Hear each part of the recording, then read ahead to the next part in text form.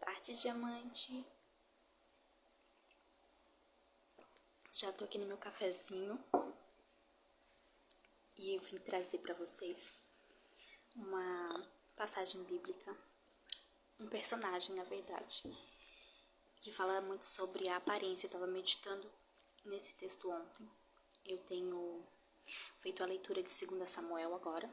Faço um plano de leitura anual da Bíblia e agora já estou no livro de 2 Samuel. E me chamou muita atenção. Engraçado como agora eu tô focando bastante na questão da aparência, da imagem, do uso da imagem.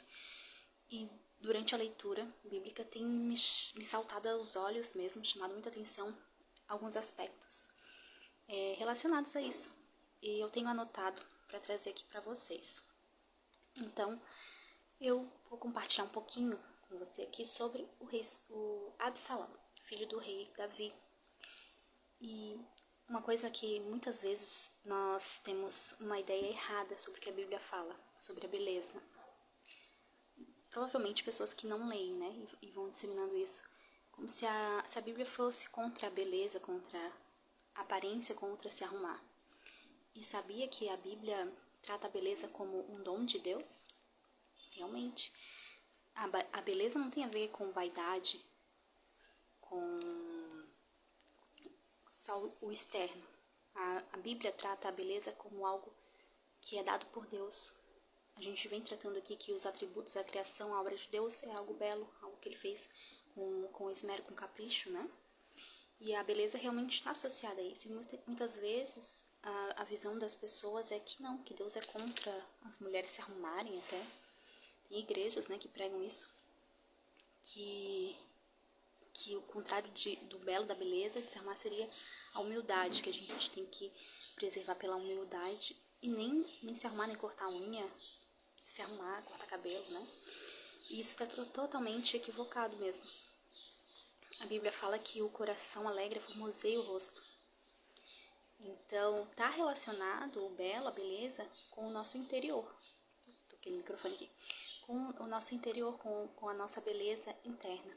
Paulo criticou e orientou que a beleza das mulheres não esteja no frisado dos cabelos, nos adereços, mas no interior, no coração puro, no coração reverente, obediente a Deus. Ele está frisando aqui, ele está salientando que não adianta a gente ter uma aparência bonita, que a gente se preocupe com o nosso externo, com o nosso exterior, para esconder a maldade, o feio que está por dentro. Que tem que ter uma concordância com o interno, com o interior e o exterior. Então a beleza vai transparecer algo bonito que existe por dentro, né? Então tem que ter os dois. Não adianta você ter um coração bonito, você ter um coração transformado por Deus, nutrir coisas boas na sua vida, e a tua aparência não está entregando isso, não está mostrando isso. Você não está glorificando a Deus com a tua propaganda, com a tua aparência. Lembrando sempre que a nossa imagem chega antes do que a gente vai falar do nosso discurso. Nossa imagem sempre chega primeiro. E aqui o Absalão, ele tinha uma beleza excepcional. Tem um ditado, não é um ditado, é uma moral da fábula de Esopo. Você já escutou a fábula da coruja e da águia, né? Que a moral, não vou contar essa fábula, gente, mas a moral é que quem ama o feio, bonito lhe parece. Quem ama o feio, bonito lhe parece.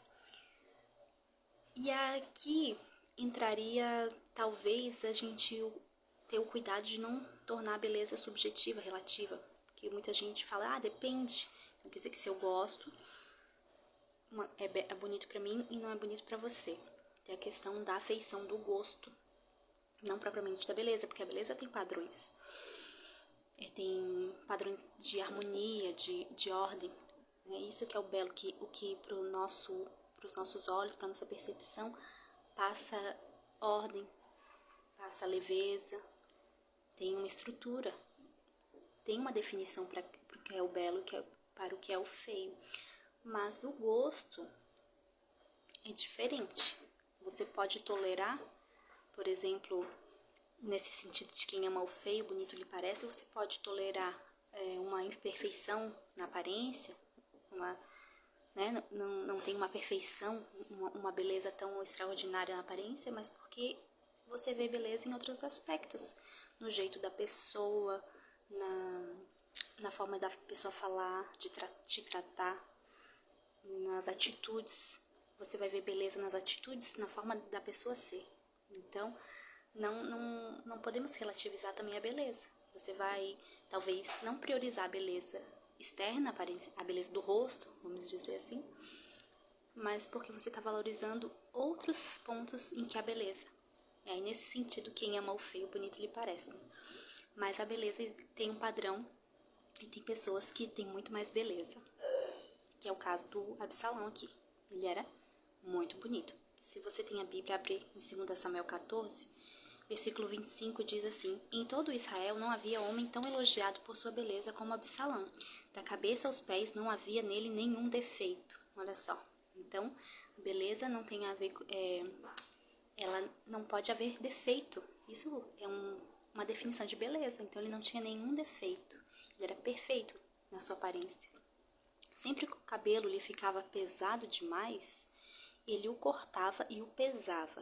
Eu estou lendo na versão NVI, a nova versão internacional, então ela já traz aqui atualizado para a nossa forma de medir.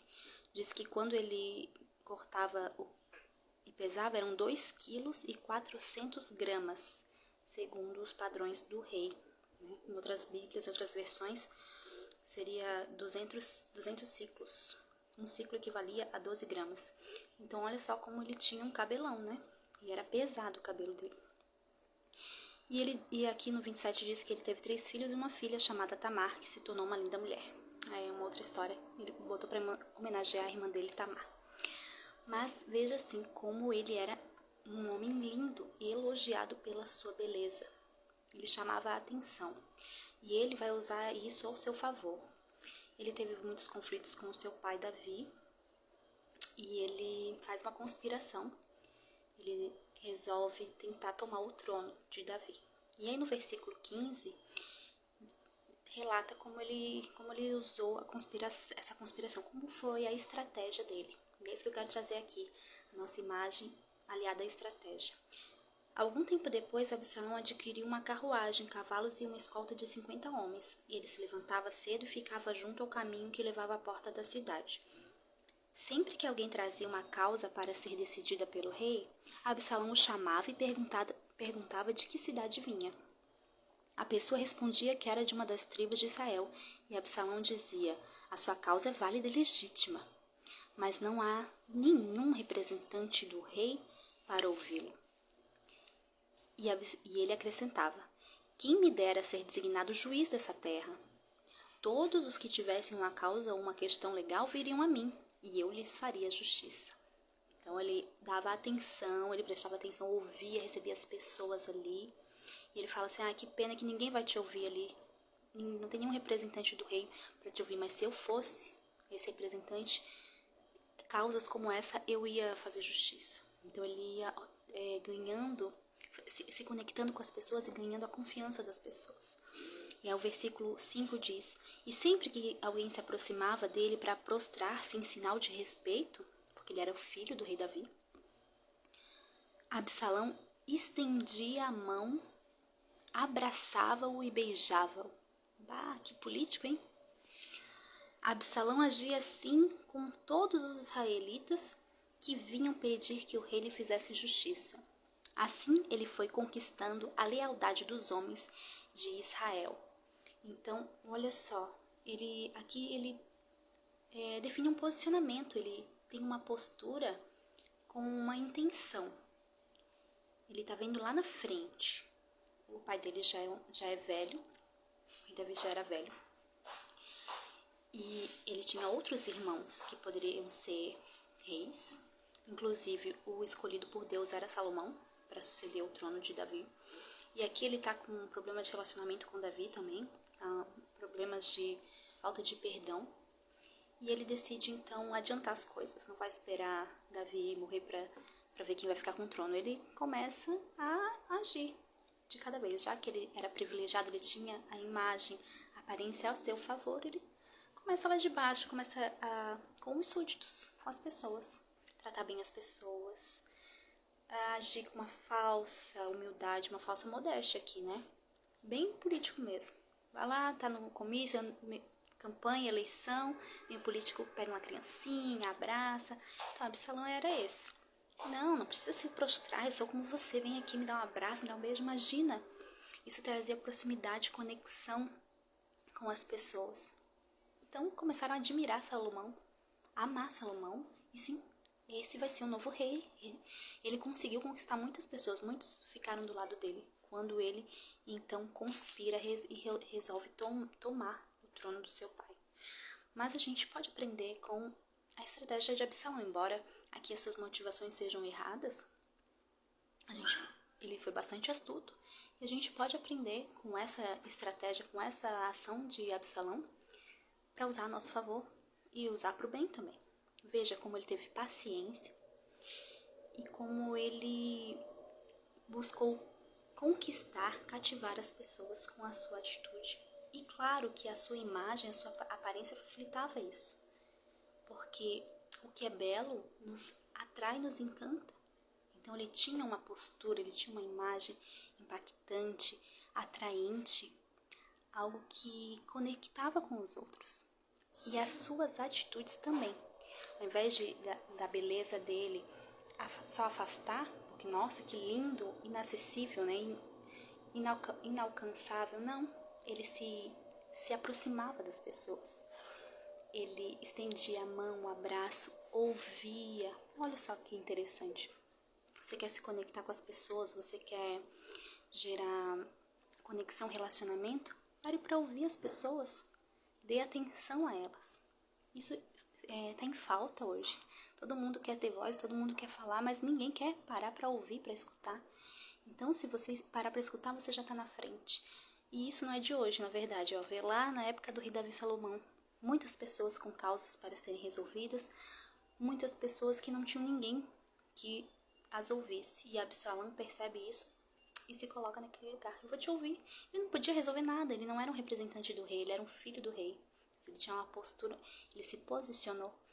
Ele estava ali ouvindo e às vezes o que as pessoas precisam é só serem ouvidas. Às vezes só da gente falar o nosso problema para alguém, contar, abre a nossa visão para algo e a gente às vezes consegue resolver sozinho. Claro, tem coisas que estão além da nossa capacidade de resolver, mas você também pode falar e aí falar para Deus, e aí ele vai resolver, que seria a oração. Mas vamos voltar para essa posição de ouvinte. É muito importante a gente ser ouvinte. E a questão da gente se conectar, se relacionar com as pessoas, agir com gentileza, com doçura. Aqui ele estava sendo hipócrita, né? Não fala com clareza. Aqui fala somente a postura de Absalão. Não tem um versículo aqui dizendo, mas é uma postura típica de político, né? Então a gente acha, filho, só um pouquinho.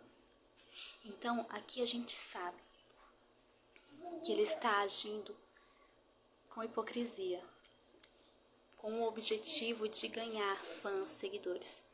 Mas se a gente agir assim, com sinceridade, os frutos colhidos serão muito maiores.